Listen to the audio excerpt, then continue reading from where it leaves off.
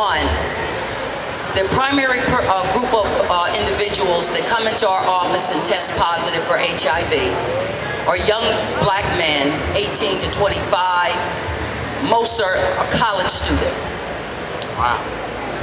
When we try to get to the school districts to try to start earlier, we can't get in. When we attempt to talk about our treatment programs for STDs, we can't have that conversation. So I would like to just, in the thoughts of probably making some folks feel uncomfortable, is to ask the question, when we're talking about young black men, are we just talking about heterosexual black men? Or are we talking about all black men? All. Young black men who are straight, young black men who are gay, young black men who are transgender. We have young men who have been kicked out of their families. They have been dissociated and disconnected. They are out here on their own, trying to figure out how to eat because we've cast them aside. So I just want to make sure that as we dialogue, that we're not censoring a group and acting as if they don't exist, because they're going to pay the price. Hey, Doc, don't sit down. Don't sit down. I got two things. Hey, I want you to stay here for this real quick. Just give me 1 second. Two things. We had this conversation. The teacher who is in the classroom with the young men we mentored is a gay black male. And when he came there, you know, he had young men were like, well, he seemed to have some tendencies. Is he gay? And the teacher didn't want to talk about it. I said, look, man, we are not going to ignore the fact that you're gay with these 15-year-old young men. We had a conversation about it. The teacher broke down and started talking about all the hate that he had experienced being gay. And the young men, after he explained his lifestyle to them, they were like, cool, and now this guy is a very important part of the program. The reason why this is a problem is because black people are the most homophobic people in the world, next to Caribbean people. And I don't know what our issue is with sexuality when you know a lot of folks in your church are gay. You know you got gay relatives. What does their lifestyle have to do with you? And whatever your judgment is based on your religion, it's just your judgment. Don't pass that and transfer that on to somebody else. If somebody gay had a heart that they wanted to transplant to your son or daughter, would you let them do it? If somebody gay wanted to give you a job, would you take it? If somebody gay wanted to loan you money, invest in your business, would you take it? So it seems to me, if somebody, you on the side of the road, somebody gay pulled over and wanted to help you fix your flat, would you let them? So it seems to me that your homophobia is at your convenience. But if you need them, all of a sudden it becomes appropriate. Last but not least, the conversation about sex. Parents, you all are wrong for not talking to these kids about sex.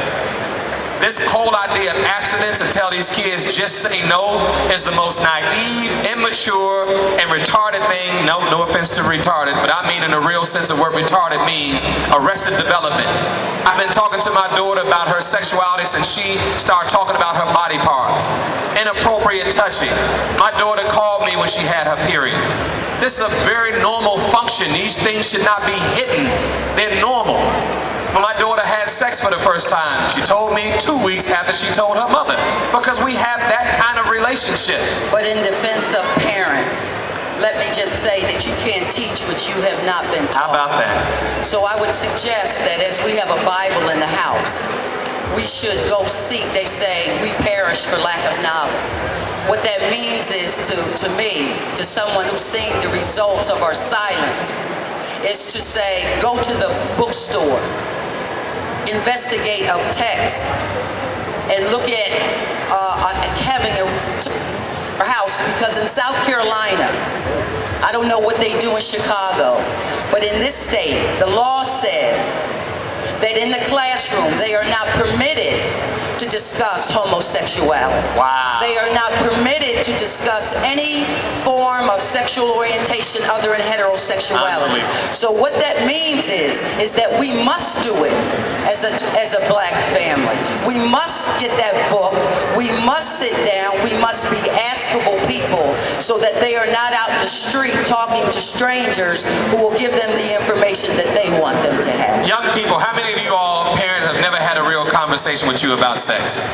I know they sit next to you. Raise your hand.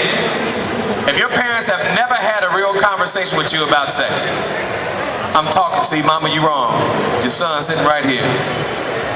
Hey, Mike, Go ahead. I want to say something on behalf of school systems. I see Bambi's position, but as I said before, the average student only spends 10% of their year in the school system. It is the responsibility of the community to have these conversations. You just said it. If you're not having these conversations about sex in your own homes, then you can't depend on the schools to do all the work.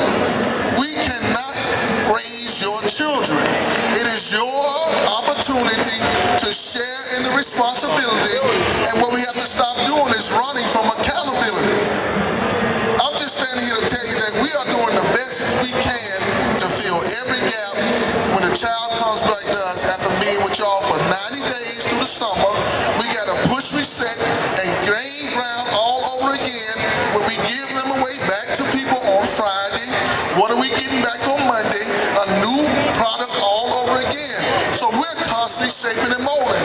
What I'm saying to you as the chairman of Richmond One is that, listen, stand up, be accounted for, do what you can, because you can't depend on the city of Columbia to do it, you can't depend on Richmond County to do it, you can't depend on the school district to do it, you gotta do it, period, point blank. And Aaron, can I interject real quick? And no child should be made to feel bad because their parent is not there. Yes, you don't make the child feel bad because you're not there. We can't continue to fight, y'all. We got to be on one accord. As I see my mayor over here, Mayor Benjamin, me and Mayor Benjamin have made a promise to work together, because here's the principle I want to leave with everybody. When two elephants fight, it is the grass that gets destroyed. Good point. Let me get this question. Mike, thanks so much for allowing me to have